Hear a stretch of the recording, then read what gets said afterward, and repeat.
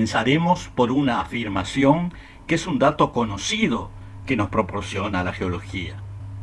La atmósfera terrestre no siempre tuvo la misma densidad. Esa densidad varió con el tiempo. Al principio era muchísimo más densa, tal como es actualmente la atmósfera de Venus, y después fue disminuyendo su densidad a medida que disminuía la cantidad de dióxido de carbono que había en el aire. Eso determinó que la atmósfera actual es mucho menos densa de lo que era hace 200, 300 o 1.000 millones de años. Debido a que la atmósfera era mucho más densa, eso permitía que los animales que existieron, sobre todo a partir del Paleozoico y del Mesozoico, o sea, en los últimos 200, 300, 400 millones de años, pudieran ser, los animales que vivían en la atmósfera, pudieran ser gigantes, enormes. ¿Por qué? Porque la densidad del aire era mucho mayor y les permitía moverse con más facilidad a pesar de ser enormes. Eso ya no fue posible cuando la atmósfera perdió su densidad. De las causas de esos fenómenos vamos a hablar a continuación. Primero tratemos de desarrollar un análisis comparativo entre los tres planetas llamados terrestres o interiores, que son Venus, la Tierra y Marte. Creo que a través de esa comparación podremos comprender cómo hemos llegado en el planeta Tierra a lo que somos ahora, a las características actuales de nuestro planeta. Venus es un planeta muy similar en volumen y en masa a la Tierra, con 12.104 kilómetros de diámetro. Hay que ver que la Tierra tiene 12.742.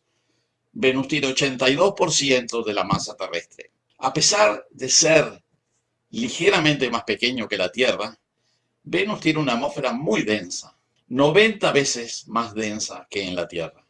Debido a la gran densidad, la presión atmosférica en la superficie es de 92 bars, o sea, 9.200 kilobars. Hay que notar que en la Tierra la presión es poco más que un bar, o sea, 100 kilobares. Dicho de otra manera, 90 veces menos que la atmósfera venusina. A ello se agrega que la temperatura de Venus, también en la superficie, es promedialmente de 464 grados centígrados sobre cero, mientras que en la Tierra la temperatura media es de 14 grados centígrados. En esa atmósfera muy densa de Venus hay dos compuestos o elementos claramente dominantes. El dióxido de carbono, que representa el 96.5%, y el nitrógeno, con 3.5%, que sumados casi completan el 100%, y solamente hay trazas menores de otros elementos y compuestos. Marte, por otro lado, también tiene ciertas similitudes con la Tierra, aunque más pequeño, tan solo 6.779 kilómetros de diámetro y 11% de la masa terrestre. A diferencia de Venus, Marte tiene una atmósfera con muy baja densidad, 150 veces menor que la terrestre, con una presión atmosférica media de 0.6 kilobares. A ello se agrega que la temperatura es mucho más baja que en la Tierra y tiene un promedio de algo así como 55 grados centígrados bajo cero. Curiosamente, en esa atmósfera de muy baja densidad y muy fría, tan diferente a Venus, resulta que la composición atmosférica es muy parecida. Me refiero a que la composición atmosférica de tanto de Marte como de Venus se semeja mucho. En ambos, el dióxido de carbono representa más del 95%. En Marte es 95.32%. Y el nitrógeno 2.84%, con algunas proporciones menores de otros compuestos y elementos. Por su parte, la Tierra tiene una densidad y presión atmosférica intermedia con relación a estos dos planetas interiores del sistema solar, muy inferior a la venusina, pero muy superior a la marciana. Como señalaba anteriormente, la temperatura media atmosférica terrestre en la superficie es de unos 14 grados centígrados. Y en ese aspecto se encuentra también en una situación intermedia que, entre otras cosas, refleja su ubicación intermedia desde el punto de vista de su distancia al Sol.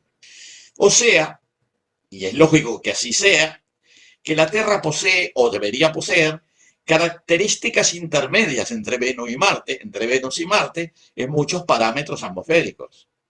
Sin embargo, hay un rasgo de la atmósfera terrestre que la diferencia claramente de los otros dos planetas, o sea, de Venus y de Marte. Ese rasgo es la composición atmosférica.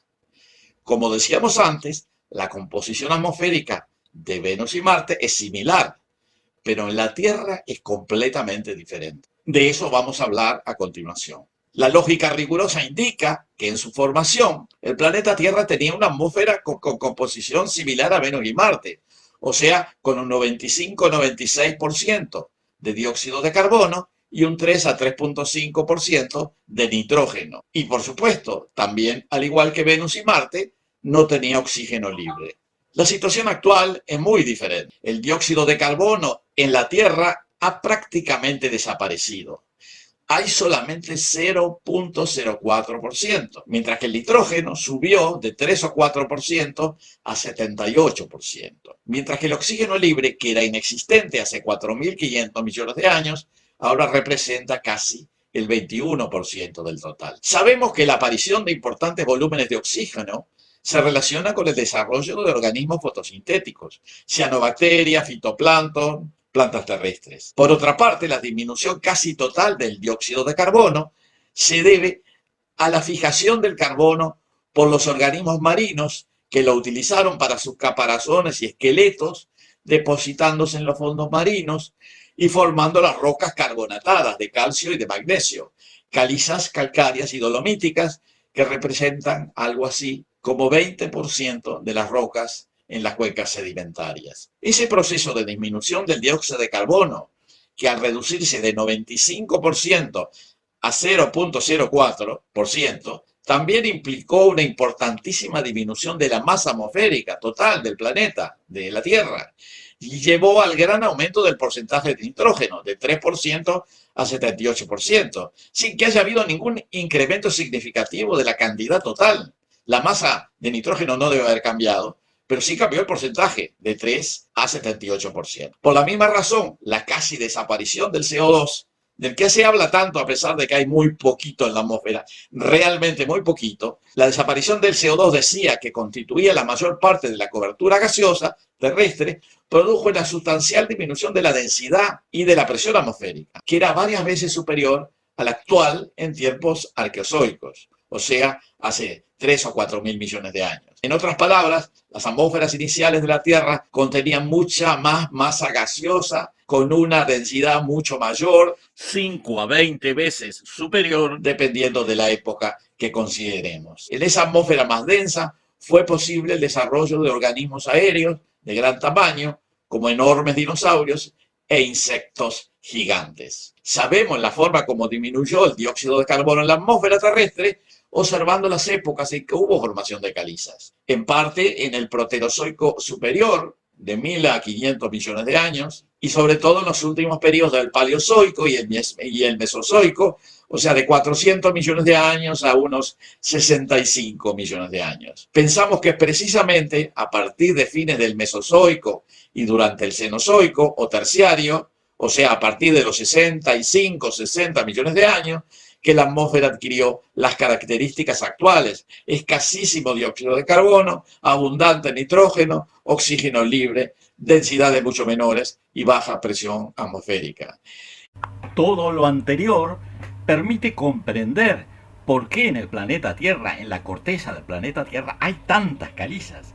Un 20% de la corteza terrestre son calizas. Son calizas y dolomitas, rocas carbonatadas de calcio y de magnesio.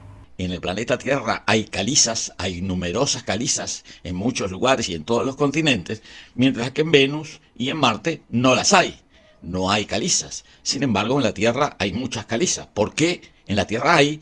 Y por lo que sabemos, ni en Marte ni en Venus hay calizas. Por lo menos hay en cantidades similares, ni siquiera comparables con nuestro planeta. Y eso sucede porque el dióxido de carbono original, que representaba el 95-96% de la atmósfera terrestre, fue disminuyendo hasta casi desaparecer.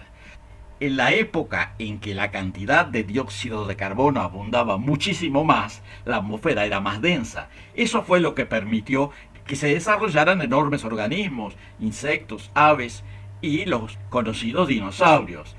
Con el tiempo, la atmósfera fue disminuyendo su densidad hasta llegar a niveles similares a los actuales. Este tema merece un desarrollo más profundo, cosa que trataremos de hacer en próximas presentaciones.